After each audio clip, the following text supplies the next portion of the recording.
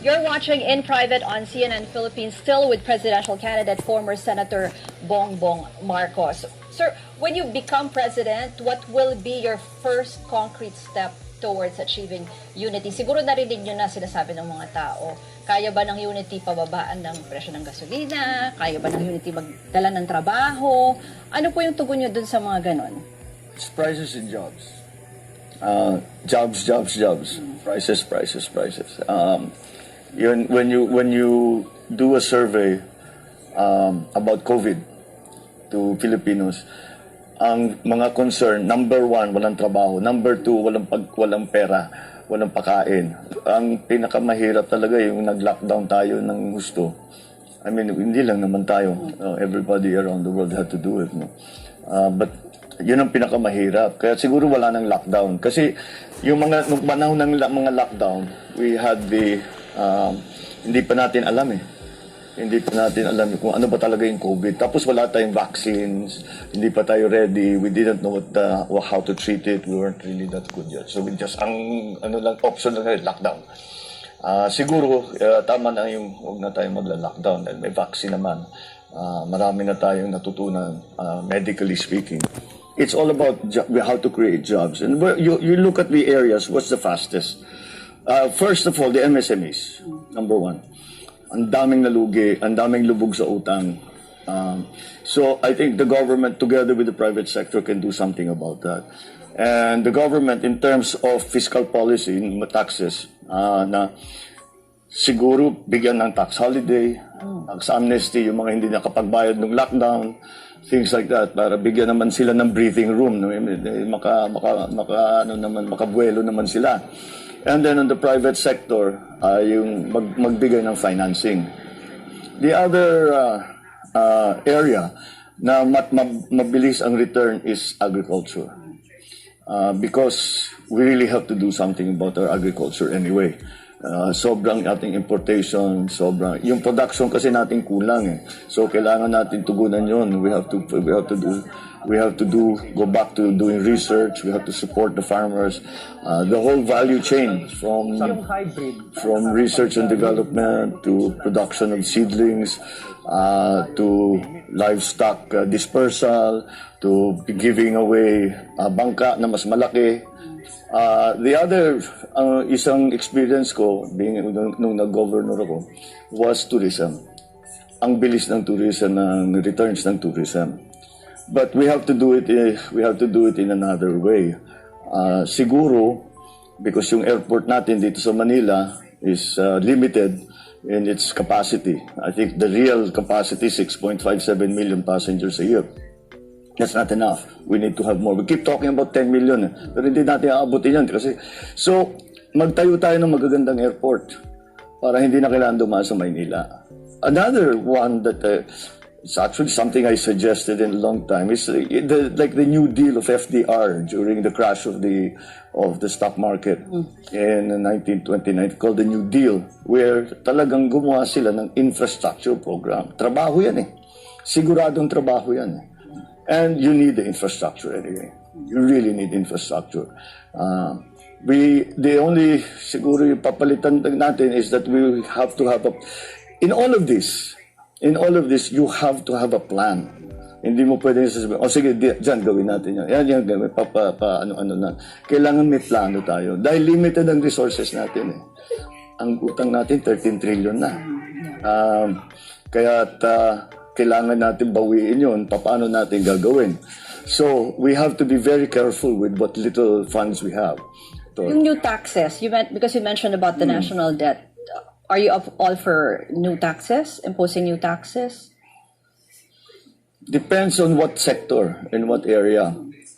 But if the brunt of it is going to be felt by the consumer, I would not be very partial to that. For the simple reason, hirap na ang mga tao. Huwag mo nang dagdagan ng bigat ng hirap ng tao. Everywhere you look, then our educational system, we have to really fix it very, very well. We have to support the teachers more.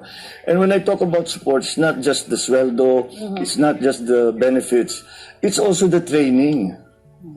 Because the technologies, the new thinking is moving so quickly. You have to be able. The teachers should have the benefit of that of knowing all of that. Para maituro nila sa bata.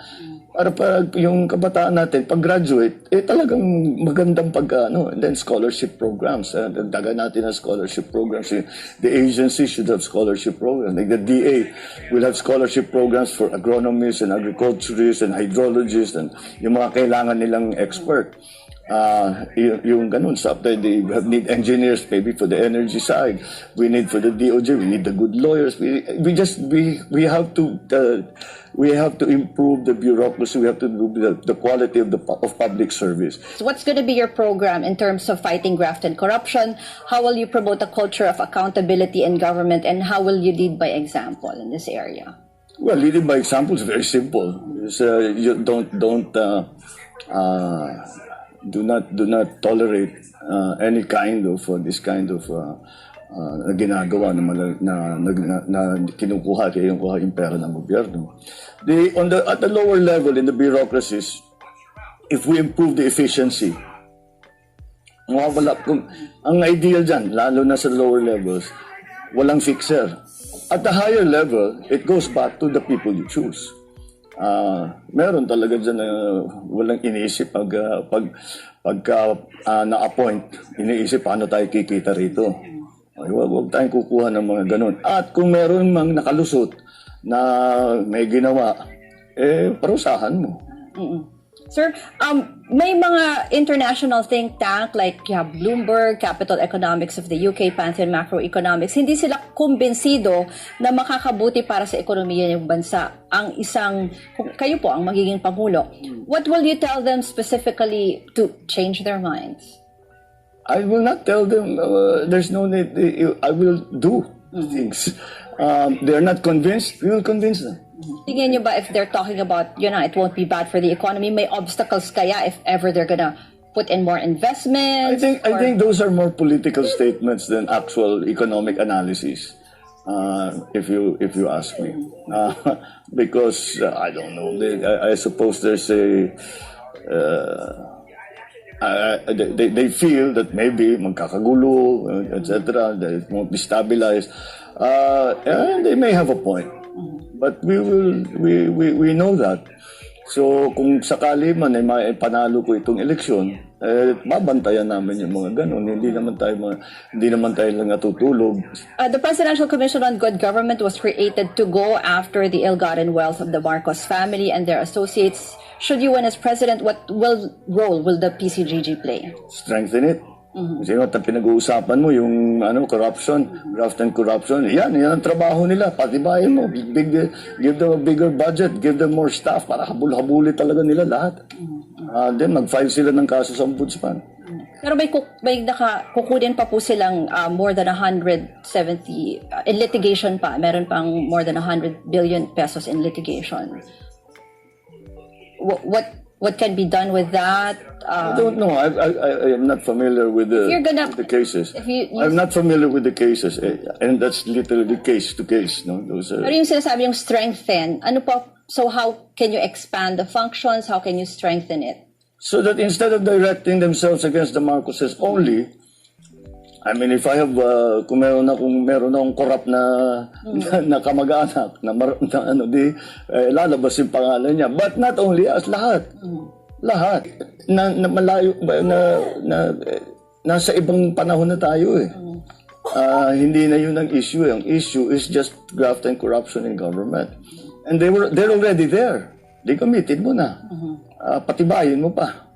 Para talagang meron kang agency na walang ginawa. Kung hindi, nagbabantay na walang gumagawa ng kalokohan. Sir, itong issue ng ill-gotten wealth, and then you have the compensation law na natapos ng bayaran more than 11,000 martial law victims. I know you've been asked about the apology and you already said that you cannot apologize for something that you didn't do. Pero yung violations, the mistakes, kayo po mismo, what are your thoughts about these ill-gotten wealth amassed and human rights violations committed let the courts do their work. Let the courts do their work. Kami naman, lagi namin sinasabi, if a court orders us to do something, we will do it. So let the courts do the work. But in terms of your policy, if ever you win, to against the culture of impunity, what will be your policy? What culture of impunity are they? In terms maybe of yung hindi po napaparusahan, yung mga in terms of human rights violations. Again, let the courts do their work.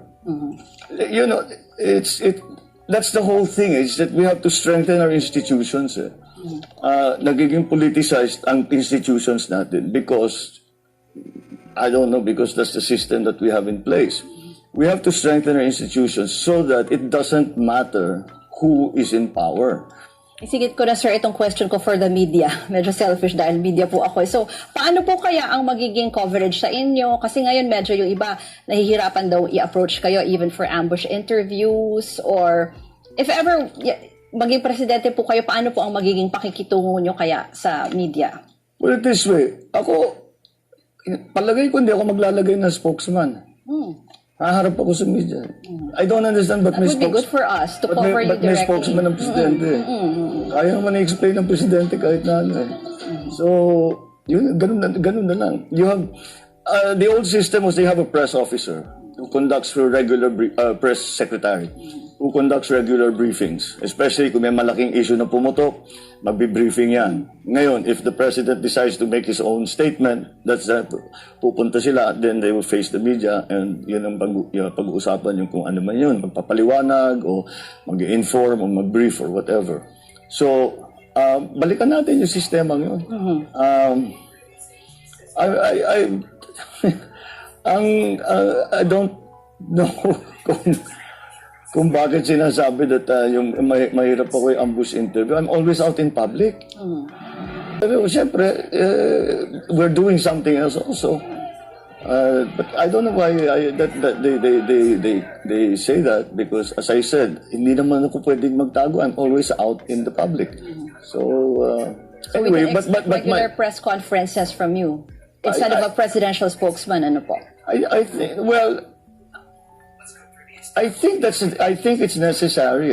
Wag na yung spokesman, press secretary na lang. There's a difference. There's a difference.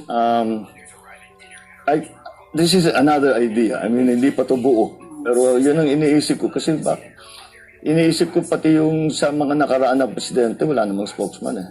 Frontrunner kayo ngayon sa mga surveys. Sa puntong ito, meron po ba kayong pinangangambahan? What's your worst fear in these elections? And if ever you win also as president, ano po talaga yung pinangangambahan niyo kung sakali? Well, yung mga nababalitaan nating manggugulo sa eleksyon, at saka yung dayaan at every level. Alam naman ninyo, nabiktima na ako dyan noong 2016. Kaya siyempre, kailangan maging maingat dyan kasi nakita ko na kung ano yung maaring mangyari. And how confident are you at this point that you're the president who can unify and move the country forward? Well, I'm not confident that I'm going to be the president yet because I do not allow myself to be confident. It doesn't matter to me what numbers you show me. We're not there yet. So we don't stop, we keep going. Put it this way. Should I be elected? Should I be lucky enough to be elected? Then how confident will I be? I'm confident that I will work with every iota of my being to make sure that we are working towards unity, to unify the country.